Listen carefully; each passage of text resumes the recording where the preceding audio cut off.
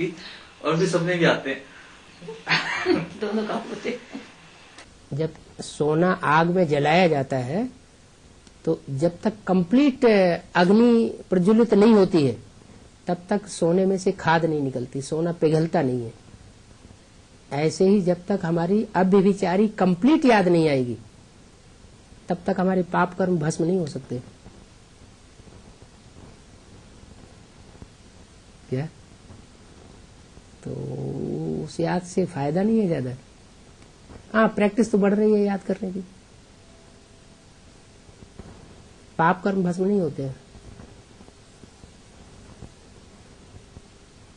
लगन की अगन जब तीखी होगी, दूसरा कोई इंटरफियर न करे, अब भी विचारी याद हो, तो उस समय पाप कर्म भस्म होंगे, खाद निकल के बाहर जाएगी। काम क्रोध लोभ वो अहंकार की खाद है। बाबा तो मुरली में कहते हैं चलते फिरते बैठते उठते सोते खाते याद करो। लगन जिसकी होती है, मजनू की लगन लैला में लग गई तो खाते पीते उठते बैठते हर समय उसे याद आती थी कि नहीं? ऐसे अब बेचारी लगन हो जाए।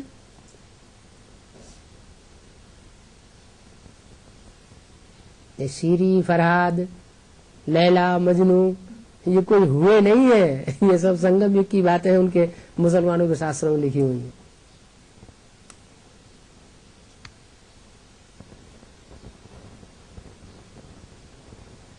पहले वो पहाड़ काट करके ले आया, उसको ऑर्डर दिया गया पहाड़ काट के नदी निकाल के लाओ, तो उसने पहाड़ काट दिया, नदी निकाल के ले आया।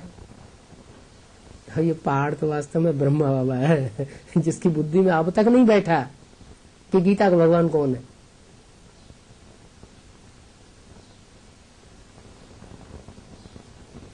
देवियों के ऊपर या शिव बाबा के ऊपर जब नारियल तोड़ा जाता है ना, नारियल है ना, तो मंदिर में जाते हैं तो नारियल तोड़ते हैं। वो नारियल की यादगार कोई दूसरी नहीं है। हम जो मनुष्य आत्माएं हैं वो ही नारियल है, रियल नहीं है। रियल माना देवता, देव आत्माएं, और नारियल माने हम सब नारियल हैं, मनुष्य आत्माएं। इनके खोपड़े टूटने चाहिए। वो नारियल जब तोड़ दिया जाता है माने खोपड़ा टूटे तो असली बात बुद्धि में जमे। ब्रह्मा बाबा की बुद्धि में अभी तक नहीं बैठ रहा है तो ब्रह्मा कुमारी की बुद्धि में कैसे बैठेगा? गीता का भगवान शिव शंकर भोलेनाथ है, निराकारी स्टेज वाला है, साकारी स्टेज वाला ब्रह्मा नहीं है। सभी धर्म पिताओं की निराकारी स्टेज दिखाई जाती है, चेहरा देखने से ही पता लगता है कि हाँ निराकारी स्टेज है।